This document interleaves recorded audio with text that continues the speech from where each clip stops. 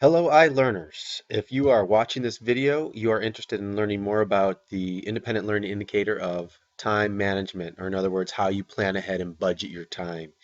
This is a huge quality for the independent learner um, because it is not as structured as the regular classroom, which means your time is your own to complete the tasks that you set up for yourself. So your ability to manage that time is very important, and it's quite a hard skill, and it takes time to truly master. So somebody who's just getting started with their time management doesn't have a plan. They don't know how to best spend their time, and they're just not aware of deadlines. That end of that project is a few days out, and you're probably saying, "How did I get here? I'm not ready to present, and where did the time go?" Somebody who's developing this skill, they kind of plan moment to moment. They consider deadlines when they're prompted by by their advisor. Your advisors typically will give you reminders, and that's probably, if you're just developing this skill, that's probably the only time you're really aware of your deadline. You're not thinking about that on a regular basis on your own. If you're proficient at this skill, you plan for a day. You schedule a few events in the week, you're aware of some deadlines, and you make a schedule or a list of tasks and ideas with your advisor. So you're doing a lot of the things that you should be doing in terms of managing your time. Um, you're doing most of those things, but you're not quite at that level of mastery, which is where you really are considering your long-term goals and your deadlines. Uh, to independently make a weekly plan, you break down the weekly deadline into daily goals.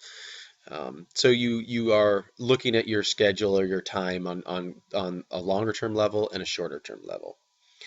When you're far exceeding the expectations, you're making daily, weekly, and monthly plans, and you're setting a realistic time frame. And that word realistic is important because the level of mastery, you might be setting goals and deadlines, but they might not always be realistic. And that's hard because you're doing a good job of setting these, but when it actually comes down to carrying out those tasks, you might find yourself in a situation where you're like, okay, I made a plan, but they're just not realistic.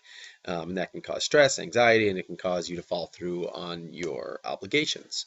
At the level of exceeding the expectations, you're also checking your daily schedule to determine your activities, and you're looking ahead to avoid conflicts. So you don't just make the schedule, but you're interacting with it, you're changing it if need be, and you're making sure that what you planned day to day actually um, you do actually have the ability to carry it out.